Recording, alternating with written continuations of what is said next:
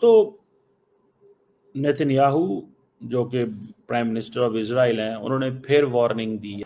So we did exactly what America did when it went after the terrorist, the Al-Qaeda terrorist, and killed Osama bin Laden in Pakistan. And I say to Qatar and all nations who harbor terrorists, you either expel them or you bring them to justice. Because if you don't, we will. तो दूसरे दिन Benjamin Netanyahu कह रहा है मैं फिर मारूंगा तुम्हें। लेकिन अमेरिकी अंदाज बयां कुछ ऐसा नजर आता है कि अमेरिका इजराइल के अब पीछे खड़ा है। कोई ऐसा अमेरिकन प्रेसिडेंट नहीं है जो प्रो जायनिस्ट हो जितना ये है।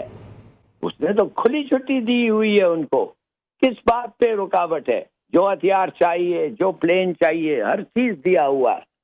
कतरी दारुल हुकूमत दोहा में हमले के बाद आज इजराइल ने एक और इस्लामी मुल्क यमन की दारुल हुकूमत सना पर फिजाई हमले किए हैं।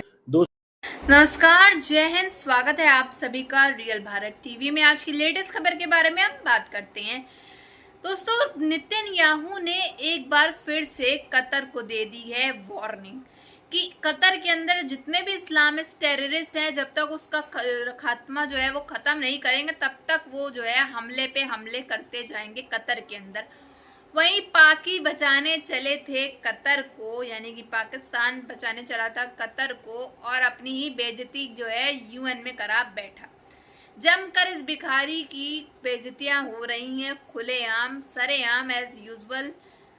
पहले ही अपना मुल्क तो बचा ले तब जाकर के ये कतर के बारे में सोचें। अपना देश तो ये मुल्क बचा पा नहीं रहे हैं। आए दिन बॉम्ब ब्लास्ट हो रहे हैं। खुद ही इनके लोग जो है वो पाकिस्तान के अंदर ये हड़कम मचा देते हैं और चले हैं दूसरों के यहाँ सब सही करने।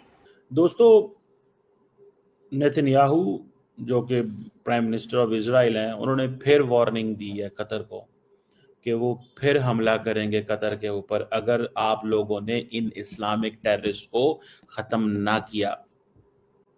उन्होंने कहा कि जैसे अमेरिका ने 9/11 के बाद पाकिस्तान में भी हमला किया था और उन्होंने उसामा बिन लादेन को एबटाबाद में कत्ल किया था, हम भी हर मुल्क जाएंगे जहां जहां ऐसे दहशतगर्द जो छुपे हुए हैं Committed the worst savagery against the Jewish people. What did America do in the wake of September 11th? It promised to hunt down the terrorists who committed this heinous crime wherever they may be. And it also passed a resolution in the Security Council of the UN 2 weeks later that said governments cannot give harbor to terrorists. Well, yesterday we acted along those lines. Or you bring them to justice. Because if you don't, we will. ये चीज है जिसको मेरा ख्याल है they do understand कि problem कहाँ पे। आज पाकिस्तान के वजीर आजम जो हैं वो कतर गए हैं और उनको कह रहे हैं कि भाई हम आपके साथ हैं। पाकिस्तान एक एक्स्ट्राऑर्डिनरी सेशन जो कि अरब लीग और इस OIC जो बुला रही है उसका को कन्वीनियर भी बनना चाहता है। अब ऑप्शंस क्या हैं? अमेरिका जो है वो तो उसने ये कहा है कि हम ये दोबारा ऐसे नहीं होगा। ये समझ नहीं आती। I am unable to understand this frankly speaking कि with all that defence budget Qatar का, UAE का, सऊदी अरब का 120 अरब डॉलर के करीब डिफेंस बजट है। 120 बिलियन डॉलर के करीब डिफेंस बजट है इनका। इजराइल का सिर्फ 23-24 इतना बजट है इनका। एंड लुक वो किस तरह जब उनका दिल करता है, जिसको दिल करता है पूरे मिडल ईस्ट के अंदर मारते हैं। इस मौजू पर होने वाली अपनी प्रेस कॉन्फ्रेंस भी सदर डोनाल्ड ट्रंप मंसूख कर चुके हैं। अलबत्ता सदर ट्रंप का यह कहना है कि वो इजराइल की जानिब से कतर पर किए गए फिजाई हमले से खुश नहीं है। ये सब अच्छा नहीं हुआ जो हुआ है। जबकि अमेरिका में इजरायली सफीर ने धमकी दे दी है और वो ये है कि अगर कतर में हमास रहनुमा जिंदा बच भी गए हैं तो अगली बार वो जिंदा नहीं बचेंगे। इजरायली सफीर का यह दावा अपनी जगह, मगर नाजरीन, इजराइल के फौजी हलकों में कतर में हमास रहनुमाओं को निशाना बनाने जाने और एहदाफ हासिल करने। वैसे एक कहावत और भी चलती है, मियाँ की जूती मियाँ के सिर। मतलब जूता भी मियाँ का और वो जूता जिस सर पर पड़ा वो सर भी मियाँ का। तो दरअसल पाकिस्तान की पतलून उतारने का यह पूरा मामला United Nations human rights council की एक सभा का है, जहां पाकिस्तान नाम के इस शाणे कौवे ने वो खा लिया जिसके बारे में मैंने ऊपर चर्चा की है। We also strongly condemn Israel's दोस्तों, किस तरह हुई पाकिस्तान की इंटरनेशनल इंसल्ट जारी करना। इसकी स्थापना साल 2006 में हुई थी। इसका मुख्यालय स्विट्जरलैंड के जिनेवा में है। तो दोस्तों, यहां पर चर्चा चल रही थी इजराइल ने जो कतर पर हमला किया, जिसमें उसने हमास के आतंकवादियों को निशाना बनाया, उस पर जाहिर है इनमें से ज्यादातर देशों के निशाने पर कौन था? सिर्फ और सिर्फ इजराइल था। Israel targeted my country, which is a mediator in the conflict. We condemn the attack on residential building. We also strongly condemn Israel's unlawful and heinous bombing in Qatar. Israel को खूब सुनाया गया, उसकी निंदा हुई, Qatar पर उसके हमले को आतंकवाद ठहरा दिया गया। इसके बाद यूएन ह्यूमन राइट्स काउंसिल ने फ्लोर पर आमंत्रित किया यूनाइटेड नेशंस वॉच को। I now give the floor to United Nations Watch. देखिए दोस्तों, यहां पर यह समझना जरूरी है कि यूनाइटेड नेशंस वॉच आखिर क्या चीज है। यूएन वॉच दरअसल एक न्यूअर, ये यूएन वॉच के एग्जीक्यूटिव डायरेक्टर हैं, साथ ही में ये इंटरनेशनल ह्यूमन राइट्स लॉयर हैं, राइटर हैं। तो हिलाली साहब ने जवाब देना शुरू किया।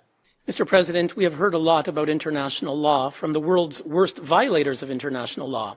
It's time to challenge the perpetrators. And so we ask Qatar, if you don't want targeted bombings against terrorists in your capital, why do you harbor terrorists in your capital? Hilali की बस इतनी ही बातें सुनकर पूरी सभा में Of massacring 1,200 Israelis, Americans, and others. Qatar का वो चेहरा उजागर हो रहा था जिसे दुनिया जानती तो है, लेकिन अपने अपने फायदे, अपने अपने एजेंडे, अपने अपने नैरेटिव के हिसाब से सीधे तौर पर बोलती नहीं है।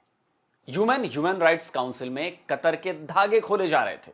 Why is your state-owned Al Jazeera serving as the terror group's non-stop propaganda arm? Why do you act as a mediator by day and a terror sponsor by night? Mr. President, the record shows France called it a victory for all democracies. We ask both. How is this different? Now, when Israel captured the Nazi Adolf Eichmann, rescued the hostages at Entebbe, and destroyed Saddam's nuclear reactor, the UN condemned Israel. Each time... Sorry. Laden और पाकिस्तान। दोस्तों, बस ये दो शब्द आए और फिर वही हुआ जिसकी उम्मीद किसी को नहीं थी, क्योंकि हिलाली तो ये उदाहरण देकर दुनिया के दोगलेपन को नंगा कर रहे थे। पर इसी बीच अचानक भरी पाकिस्तान ने आवाज की। Sorry, I have a point of order. Sorry, a delegation of Pakistan. यानी सभापति ने हिलाली को कहा कि माफी चाहता हूं, पाकिस्तानी डेलीगेशन कुछ बोलना चाहता है।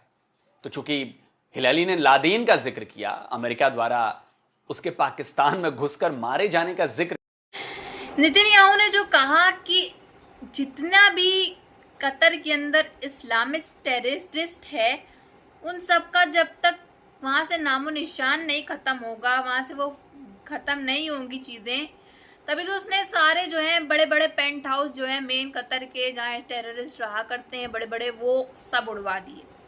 उन्होंने कहा जब तक ये ख़त्म नहीं होंगे तब तक हम भाई धमाके, बॉम्ब ब्लास्ट वगैरह सब करते रहेंगे, जो उखाड़ना है उखाड़ लो।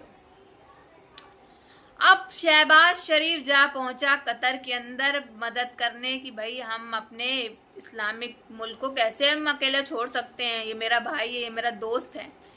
बट मज़े की बात तो ये है, शहबाज शरीफ अपने मुल्क पाकिस्तान को नहीं बचा पाता है, तब भी ये चला है कतर गया है, कतर गया है अपना कतर करवाने। दोस्तों, अपना कतर जो है वो करवा के चला भी आया ये, क्योंकि यूएन में इसका जो है, इसके ऊपर अफवाहें लोग फैला रहे हैं कि अब ये तो वहाँ मारा गया, ये वो, खैर वो तो फेक न्यूज़ है। बट कतर में जाकर इसने अपना कतर ऐसे करवाया क्योंकि इसके ऊपर अब मीम्स बन रही हैं, लोग जो है इसका मजाक उड़ा रहे हैं, दुनिया भर में लोग इसको भिखारी बोल बोल करके ऐसे ही परेशान करते हैं, कहते हैं भिखारी मुल्क है, ये है। अब जो है इसने और जाकर के अपनी बेइज्जती करा ली है, इतनी जम कर बेइज्जती कराई है कि पूछने को नहीं। अपना मुल्क तो इनसे संभाला नहीं जाता है, दूसरे के मुल्क में गए हैं राय देने, उसको बचाने। आसिम मुनीर से तो भाई कोई अब उससे एक्सपेक्टेशन ही नहीं रखते हैं पाकिस्तान की अवाम कि ये हमारे मुल्क को सुधारेगा। तो अब ये चले हैं दूसरों की मदद करने, इसलिए खुद की अवाम तो इन पे ट्रस्ट करती नहीं, तो कहते भाई कतर ही की कर लेगी हमारे ऊपर, कतर की अवाम जो हमारे पे कतर की अवाम जो हमारे पर ट्रस्ट कर लेगी, हमारी मदद भी कर ले को, ये वो फलाना इनके दिमाग में जो चलता है, रिश्वत लेने गए हो को। भी का कटोरा लेने गए हो, अभी खबर नहीं आई है, खबर जो है वो सामने आ जाए। आपकी क्या राय है कमेंट बॉक्स में जरूर बताइएगा। अगर वीडियो अच्छी लगी हो तो like share and comment and subscribe please.